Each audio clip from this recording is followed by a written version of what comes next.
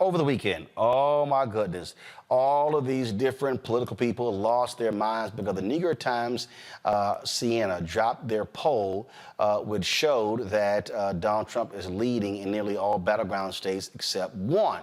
The poll also showed that Biden is not doing well with Hispanic voters or black voters, showing some 22% of black voters will be supporting Donald Trump.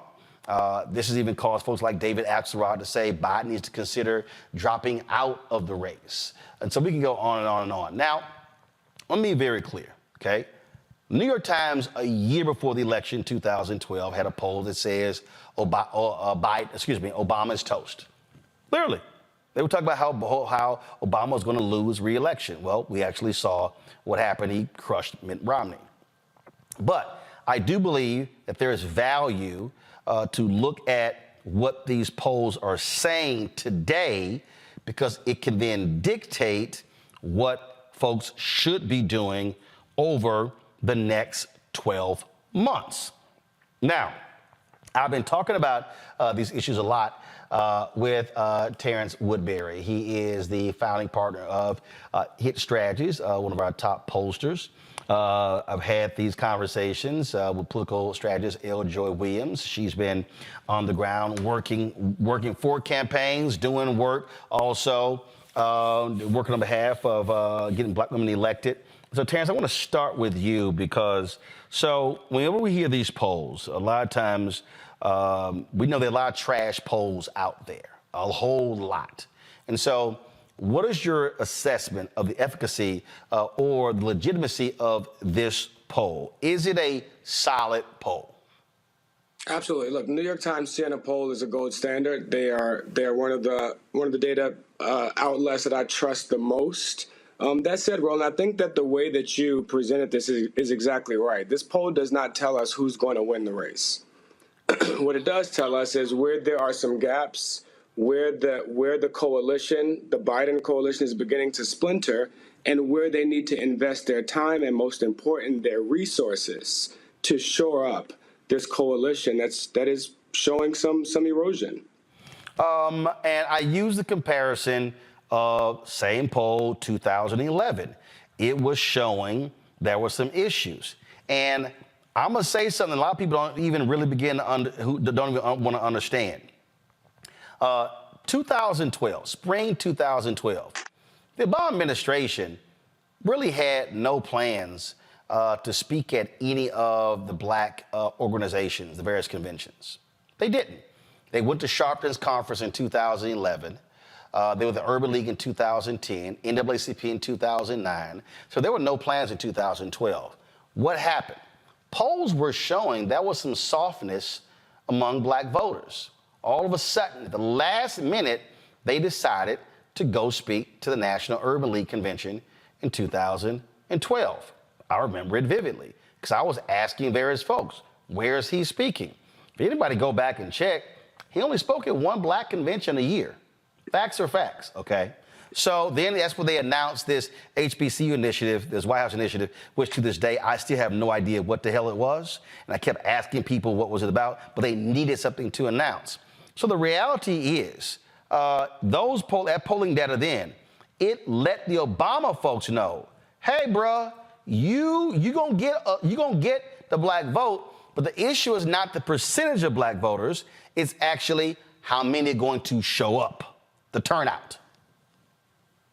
That's exactly right, Roland. And look, that's what we're seeing in this poll when we see a 25-point erosion amongst voters of color, amongst black voters, 25-point erosion from Biden's 2020 support, amongst Latino voters, 24-point erosion, amongst young voters, a 20-point erosion. That is the foundation of the base. And look, I want to be clear. This is not crises level. These aren't crises level numbers because of where we are in the cycle, but it does show you that we have a lot of work to do, because one thing we know is that this is Donald Trump's strategy. Donald Trump isn't trying to get to 50 plus one. He's not trying to reach to the middle and expand his coalition and persuade new voters. Donald Trump is trying to win the same way he won in 2016, he has a floor and he has a ceiling, and it's right around 46 or 47%. Well, guess what? That was enough. 46% was enough for him to win. And the only way that's possible is by making his opponent less popular than he is. He was successful at that with Hillary Clinton because of some of the baggage that she brought to that cycle. And he was not able to do that with Joe Biden. Even the folks that didn't vote for Joe Biden in 2020, they didn't not like him. Well, now what we're seeing here is that amongst some of this coalition, they are registering discontent. They're registering frustration. When we look at what happens in the generic race in the same poll, we see a lot of these voters come home. We see that margin that he had amongst young voters expand again. But right now, this is a red flag to the campaign to put your money where your mouth is, invest in the communities, dance with the one that brought you to the dance, and that's what folks are asking. And frankly, Roland, I do think a lot of what we're seeing in this poll is a lot of this is a reaction to the conflict that is dominating a lot of our news cycle. And one thing we know is that young voters and voters of color, those closest to the pain, they aren't too partial towards foreign investments of billions of dollars in countries on the other side of the world while their communities don't have what they need. And I think that's a lot of what we're seeing here is a warning sign to the White House, a warning sign to the Biden campaign. Don't take us for granted. Put your money where your mouth is. And before you make deeper foreign investments, explain the investments that you've already made domestically. So let's also unpack this. When you and I talked before the election in 2022, you laid out information that you discovered in all of these different focus groups, especially with black men, but you had black men and black women. And what really jumped out at me then was that the concept of when you don't know, you don't know. And how your focus groups shifted when voters were actually told. 'Cause people said, ain't nothing been done. And That's then right. y'all went this. Then folks went, oh, damn. That's right. We didn't know That's that. right. And you literally had a shift in in your focus groups, correct? That's exactly right, Roland. Look, the last time we polled over the summer, 76% of black voters said that their lives had not improved since Joe Biden became president. 76%. If that number is still, if that number holds, I'm sorry. No, don't worry about it. Keep talking. Just keep talking. Yeah, okay, you can still hear me. Okay, so if we that got number you. holds, if 76% of black folks in November of 2024 say that their lives haven't improved, we have a problem. And so what we found is, when you look at the issues that black folks prioritize the most, economy and gun control,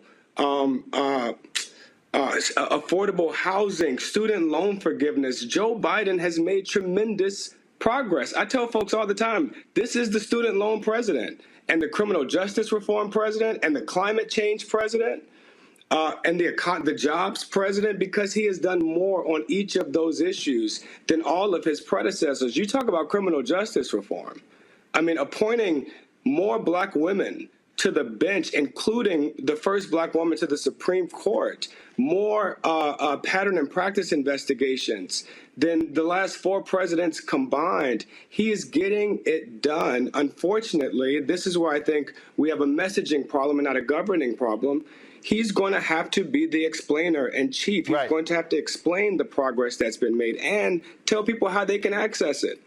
How can you go get $35 insulin in your community? How can you go get some of the millions of jobs that have been created by this infrastructure bill? They don't want to just be told how much politicians in Washington have gotten done. Right. They want to be told how it makes their lives better. I also think that you have to also explain to people who have no clue in terms of really what politics is all about. In fact, I'll give a perfect example.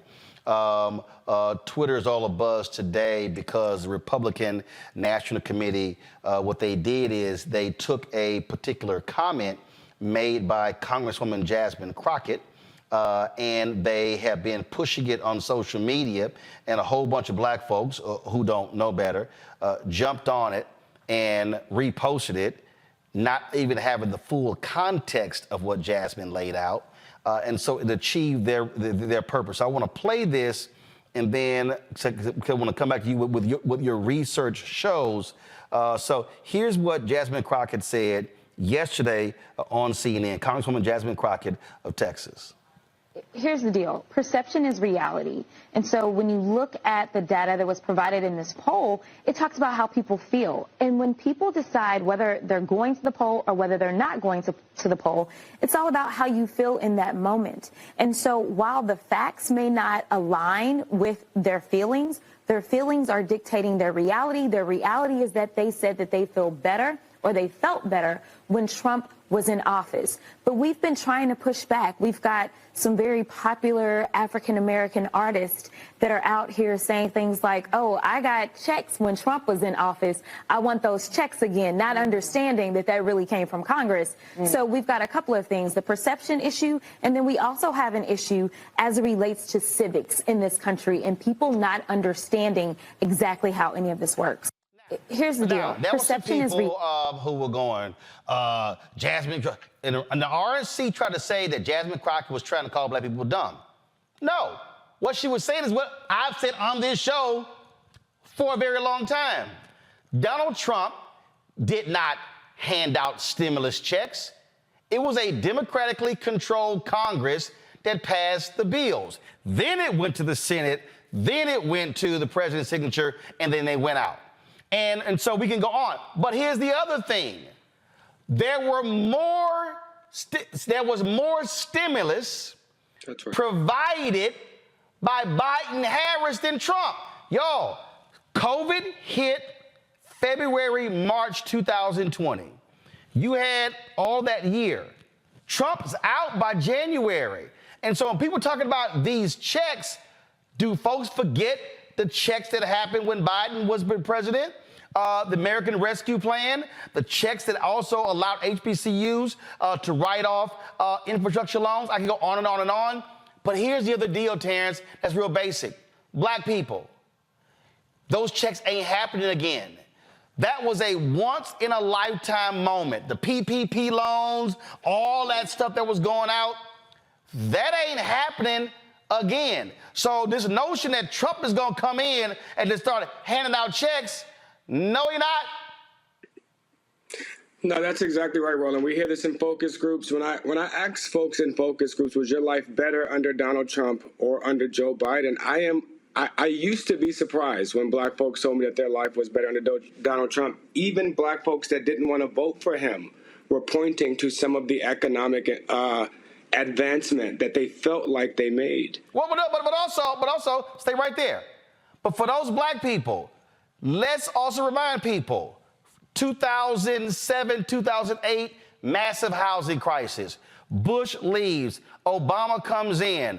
2009, 2010, 2011, our economy was awful. Then you had a resurgence, 12, 13, 14, 15, 16. Donald Trump was handed on a silver platter, like he's got his entire life, an economy that was surging ahead. And he benefited in 17, 18, 19. Boom! COVID hits in 20. 41% of black-owned businesses out of business due to COVID. Supply demand craters. So, folks, we had COVID 2020, 2021, half of 2022. The reality is we're still coming out of that. And so to act as if COVID didn't exist, you had to come out of that. And the economy, it's clear from a job standpoint. Again, this is not, oh, man, you back and Biden. No, it's a factual standpoint. But the reality is inflation, grocery prices, gas prices, all of those things that was led by corporate greed, that's hitting the pocketbooks. And a lot of those COVID benefits are now disappearing, including the child care credits. That's right. Listen, the child tax credit was amongst the most popular policies that the Biden administration put forward, and it is one that black folks overwhelmingly want to see continued. But look, you're spot on, Roland. What people are feeling, and what Congresswoman Crockett, a very good friend, and who I think is a very important voice and messenger For folks that just don't hear from the White House, or they don't resonate with the voices that are coming from the White House, they need to hear from folks like Jasmine Crockett, and we need to give her a bigger microphone to reach more of these young voters that don't see themselves reflected in the party. But beyond that, she was spot on. This is a civic engagement exercise. We have to teach folks about the process, exactly what you're doing here, Roland, educating folks about the process and the timelines. Because when folks tell me that the reason that their lives were better under Donald Trump, or the things that they like, was because he was investing in HBCUs, despite Joe Biden investing more. And in fact, he wasn't. Donald Trump's budget zeroed the money out for HBCUs. It was That's right. Congresswoman Alma Adams. That program Trump's keep taking credit for, it was Congresswoman Alma Adams who put it back in, who fought for it in the House. And when Senator Lamar Alexander held it up in the Senate, that's when Trump, looking for a win, was like, hey, Lamar, back off that hole. Then it got passed. Trump didn't know a damn thing about that program that was started under Bush, continued under Obama, expired. That's a fact. Go ahead. But look, I bet you this is something that every one of your viewers will remember. If they don't know where the bill came from, if they don't know how much Trump gave to HBCUs, I bet you one thing they remember is a picture of 50 black HBCU presidents in the Oval Office with Kellyanne Conway with her feet up in on the couch, taking the picture. I mean, that is the moment that burned into people's heads that make them say, oh, Donald Trump was giving so much money to HBCUs, when in fact Joe Biden has given twice as much. But there was no Rose Garden moment. There was no Oval Office moment, the photo op of the HBCU presidents. That's what we're missing here. It's the showmanship. It's the theater of the progress that's being made. And we got to take this show on the road now. We're not going to be able to do it from the Oval Office. And that's why I was glad to see the vice president on that HBCU tour for the last few weeks. Great point. Hold tight 1 second. I know El Joy's ready to hop in, because that's exactly why I want to talk to her about, because I have been saying this repeatedly. Democrats, this is very simple.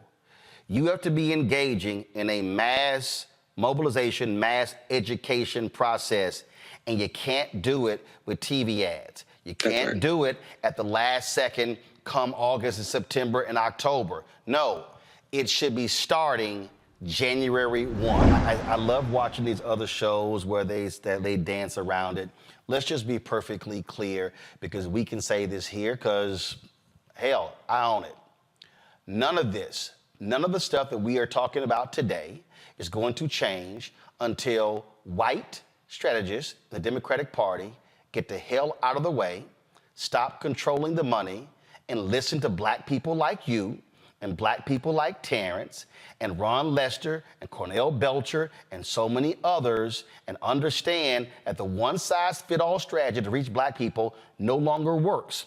Fewer black people are self-identifying as Democrats, which means you have to be micro-targeting black people, and you better be engaged in a massive education program, which means town halls, national conversations in all these communities to tell people and teach them what is being done. Otherwise, they're going to believe you haven't done jack. Yeah. Well, yeah, we've had this conversation over multiple years in a lot of different places, a lot of different cities, and a lot of different states regarding a number of different campaigns, both presidential, statewide, and local. And, you know, to start, I have to agree with Terrance in terms of this is a roadmap. As a strategist, as on campaigns often, if I would be given this poll a year out from the race of my candidate, right, it gives us helps to influence the path that we're going to take, where we're going to invest our money, where we need to hire people, how we need to invest and change up or embolden a strategy that we had before. So this is partly a gift to the Democrats and to the Biden-Harris administration that they should be taking in the room and restructuring their plan, because I can tell you what the plan is. The plan is to do the same thing they've always done. And so if they are not taking this and seeing how we can change and move up our timetable and invest in strategies that are not just television ads, not just those last minute radio ads, but really develop relationships in those communities and with those voters that are not motivated to turn out, that is what's needed, particularly for that 18 to say 34 population, which is a prime target for misinformation and disinformation that we're seeing. Right. And the only thing that combats misinformation and disinformation is relationship. I use an example all the time. You know, I'm president of the Brooklyn NAACP, and I have members that come to our meetings and they're parroting to me information that they saw on Facebook or Twitter. But it's because they have a relationship with me, with the membership, that if I give them the correction and give them their information, that they trust it. They're not going to trust an ad. They're not going to trust a television or radio ad. They're going to trust the relationships that they have in their communities. And that's where Go ahead. And that's where I have to agree with you that part of the strategy has to be educating people along the way, is what I do every week on Sunday Civics, right? So Biden has to not only, the Biden-Harris administration and the Democrats not only have to talk about their wins, but their message has to be, now give me the Congress that I need to continue to get things done, right? Give me the governors that I need in order for this to come from the federal government to your state. Give me the state legislatures across the country that will take that money from the federal government, from the state government, and bring it down to your communities, right? There has to be that education, that civics education along the way. Because if you put yourself in a corner, if you just say, elect me, now people are just looking to you to fix it all, when that's not how it's done, right? So you have to educate along the way and say, I'm able to do this much on student loan, and I've done a lot, but I can't do more unless I have the Congress to back me up, because when it gets to court, it's going to get struck down, right? I need, in order for me to address this climate change, and I've done a hell of a lot, but in order to make it permanent, in order to make sure that we don't regress back, I need the Congress to do it, right? And so that is what the administration has to do. That's what the Democrats have to do. And it has to be across the board, not only on the national level, but we have to break up some of these state parties to do the same thing. Perfect example. When Biden was he gave a speech last year, I believe, at North Carolina A&T. And he stood up there. He talked about, this is what we provided, HBCU funding, more than $7 billion. And so I got a call from a Democratic operative, and then the person said, hey, what do you think about the speech? I was like, it was all right. They're like, wow, all right. I said, let me explain to you how things work with black people. If you stand in front of black people, and I think this applies to anybody, and you say, well, we've provided $7 billion to HBCUs. No, that ain't what you say. What you say is, A&T, I'm glad to be here. I want y'all to understand that your university received, let me pull this up. I want to pull up. Oh, yeah, I had the list too. I want to pull up this here. See, to me, this is how Roland would do it. This is just Ro, okay? Roland would stand up and say, I just want y'all to know that your university, North Carolina A&T, this is the amount of money you got. No, don't go to my iPad yet. I'll tell you when to go. What you do is you sit here and you say, we provided X amount of dollars to you. The state provided this. So let me pull it up. You got to see. Now go to my iPad. So you'll see right here in this first column, you see North Carolina A&T University. The state allocation to North Carolina A&T University was $95.4 million. That's this first column right here, y'all. That's his first column. So you see $95.4 million. But then when you go all the way over, what you then say is, but A&T, you got $188 million from my administration. And then you said, since we in North Carolina, Winston-Salem State, You got $64.6 million from the state. You got $81 million from us. And then what you do is you start naming all of the universities in North Carolina, stating this is how much you got. Then what you do is, if you go to North Carolina A&T, then what you say is, my administration has provided $127 billion in student debt relief. Cassandra, stand up.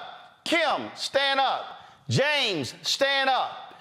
The students that are standing up collectively had more than $150,000 forgiven for student loans. That's what you do. You got to make this thing plain. That's not what they do. And I sit there and I'm like, and again, I know Trump was lying, but when he says, I saved HBCUs, I provided full funding to HBCUs, and all these Negroes ran with it. And I'm like, y'all, he lying.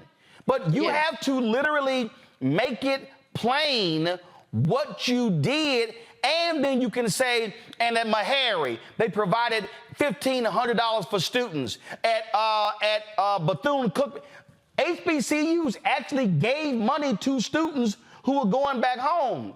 You got to say that, Joy. Well, you not only have to say that, because I would take it further if I was on staff. I would take it further and say that new building, that that's what I'm saying. That's right. That's my money. Right? Like, wait a minute. I use the example that scene from my man Flipper from Jungle Fever when he was quitting, when he was like, mine. He was pointing out all the architecture's drawings that were his. He was like, yeah, that's mine. That's exactly what you do. You say, we made this building possible. We made this construction project possible. Oh, you see that building, A&T? It had $50 million of debt on it. We forgave that debt.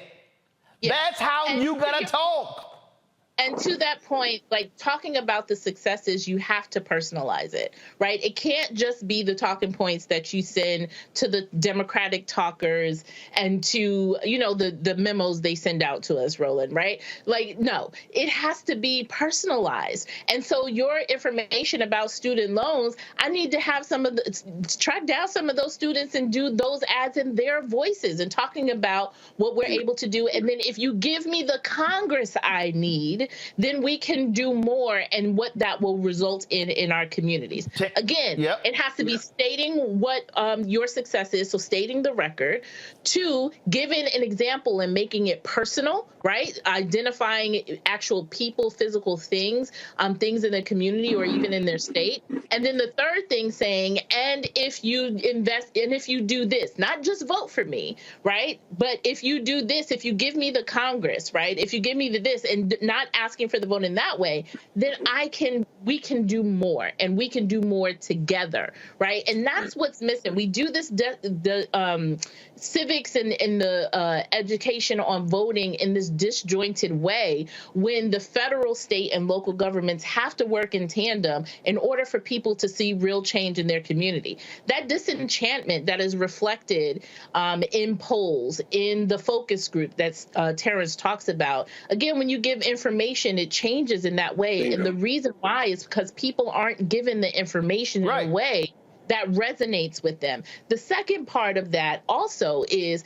people need to see that my investment of time, my investment of voting, everything that you're telling me that this is the most important election of my lifetime, I need to see that there's going to be some real transactional change in my community.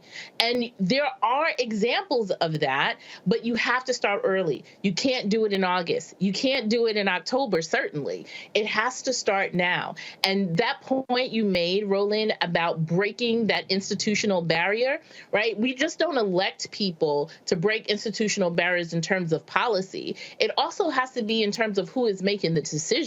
It makes no sense if you have people that look like you or that come from your community in the position of power, if there is still an institutional barrier of the same white consultants that are saying the same thing that is making us lose or not letting us win as much as we can, right? And so that institutional barrier has to also be broken. And it can't just be token contracts, right? You're the media buyer or you're this. after we've already hired the people that are making the major decisions. You have to bring people to the table to challenge what has been done and what has not been working. The fact that the Democrats at all have not been trying to chip away at that large, close to 80 million Americans who are not voting, and either they're not registered or they're just not showing up, that's a problem. I'll tell you this here, Terrance, real quick before I want to read this comment here. But Reverend William Barber has been trying to get the White House a meeting with Biden with poor, affected people. So the White House keeps trying to invite Reverend Barber. He goes, no, I don't need a meeting. He said, when we meet with the Poor People's Campaign, we have affected people at the table. They still playing around. That's what you should be doing because they're out there on the ground trying to make it happen. But Terrance, here's a perfect example. This woman named Miss Mays on YouTube goes, this means nothing. My state receives millions for schools and it's not put into the community. Okay, Miss Mays, what's your state? If you're likely a red state, that guess what? That means that the money is going from the federal government to the Republican-controlled legislature or the governor, and then they're dictating it. I am born and raised in Houston, Texas.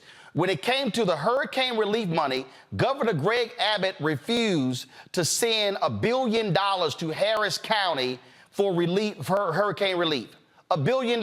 Why? Because it's blue. He wanted to penalize them. What did they do in the last legislature? They actually changed a law that impacted one of Texas' 254 counties, saying if we find any irregularities, we can call for a new election. There are 254 counties in Texas. It only applied to one, Harris County. Oh, the most diverse county in the state, the one that has the most black people.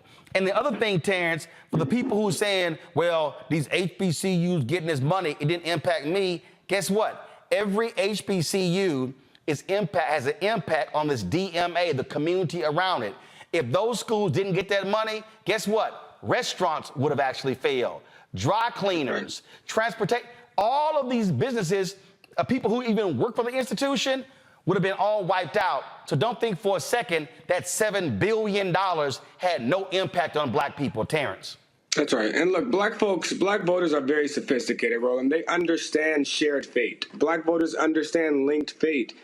And I've seen it in focus groups where you start exposing people to the progress that's been made. They're not just looking to make sure that they were able to access this progress. They're looking to see who was able to access it. And this is where, you know, the ad machine that goes on TV in the last 90 days, in the last 30 days, and just rattles off a list of accomplishments in Washington will, in fact, harden the cynicism that voters feel. Because, look, when you're a cynical voter that doesn't believe systems work for you, it's like a young man told me in focus groups in Philadelphia, his hood didn't get any better under Obama. It didn't get any worse under Trump. And so what does Biden got to do with him?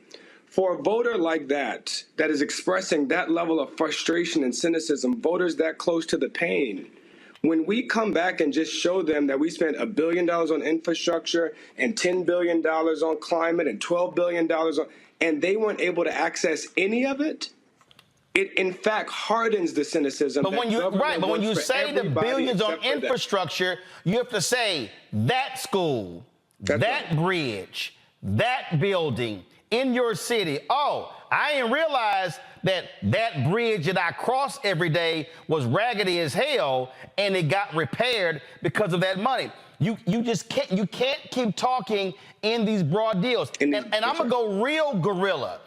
The Democratic Party, DNC, DSCC, DCCC, all of them, at every damn ribbon cutting in America, where there's a Republican taking credit, they should be sending at least 5 to 20 people with placards.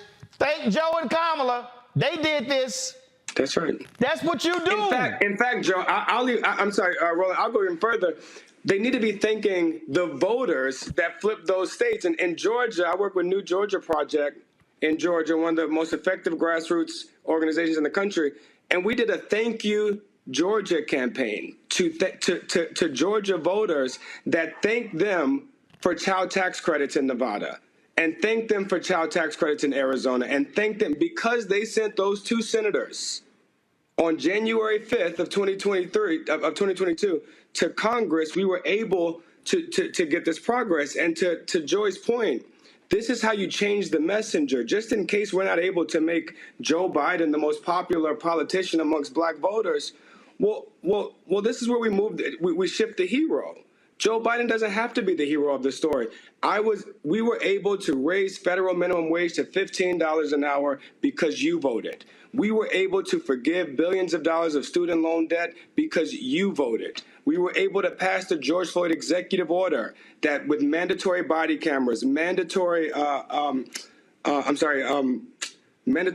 cameras, pattern and practice investigations, because you voted. And that's how we make them the hero of the story, because that's what's going to make them come out and do it again. Joy, go ahead. Roland, if I can just add really quick to Terrance's point, because there's an example of that working. Higher Heights, this was during the midterm, during Obama's election. We did a project in Georgia and Ohio, engaging Black women who had never voted in other elections besides voting for in the first Obama election. And we didn't advocate for any candidate. All we said is we were talking about Black women's vote power and that they had the power to vote, to change this, and this is the result of their voting power. We were able to increase turnout by that population that would normally, be just the every 4-year election voters.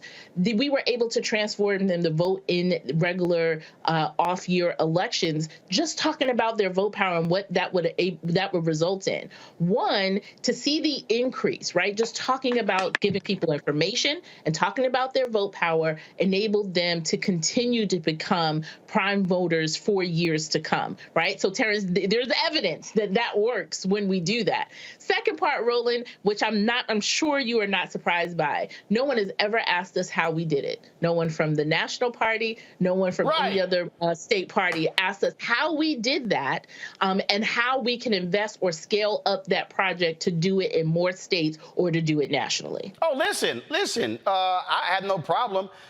Delegate Don Scott hit me up and he said, hey, man, can you do in Virginia what you did for Warnock in Georgia? I said, what do you mean? He said, we would love for you. He said, we would love to advertise on your network and for you to bring your show on the ground to 5 cities. I was like, yeah, we can do that if you advertise. Because guess what? There's a cost to it. I mean, that's what you do. Guess what? When Sean Hannity is doing these town halls across the country, you know why that's happening? Because all of them Republicans, they are dumping billions into Fox News. That's why they doing it. And so the reality is this here, and I'm going to say it, and I'm being real specific. The fundamental problem, you got white Democratic consultants who do not want to release the funds, and they want to play this game of sending out celebrity influencer money. They don't want to use the advertising money because they get paid by the TV buys. They don't want to put money on the ground to grassroots. I said to Melody Campbell, they had when they met earlier this year in Atlanta, I said that all of these progressive groups out here, the target, I said, Melody, y'all should be telling them $500 million for on-the-ground efforts targeting Black people. That's the number, $500 million. And I said, Black-owned media, in 2020, the Biden campaign released this thing, $281 million ad buy, historic funding of $6 million going to black media, when in fact, most of that money went to white-owned, Black-targeted media. It went to Complex, it went to iHeartRadio, it went to other platforms that were not Black-owned. And I'm telling you right now, Fat Joe said it, yesterday's price ain't today's price. And so I will say to the Biden folks, y'all better be looking at spending upwards of 50 to 100 million with Black-owned media this year, because guess what? If you don't have people educating and taking the time, it ain't gonna happen, and that's not happening on MSNBC and CNN and these other particular platforms. They are now engaged in a war for the hearts and minds, and what they are doing ain't working. They had better be listening to black people who are on the ground, who touch the ground, who can go into communities. Otherwise, they're going to get their asses handed to them, and that crazy fool is going to be back in, and we already know the evil that he is going to unleash on America. Final comment, Joy and Terrance, and I'm going to go, after the break, I'm going to go to my panel. Joy, go ahead, you first. All I want to say is invest the money and invest the time. You have to build the relationships, and you have to do it now. It's called return on investment. Go right ahead, Terrance. Look, information is persuasion. We are talking about the new swing electorate. You know, these are the swingiest voters in the electorate. They don't need to just be mobilized. They need to be persuaded. That's going to take time. We don't do that in the last minute. And the more we empower them, the more we inform them, the more we move them towards being super voters and not just folks that vote sometime.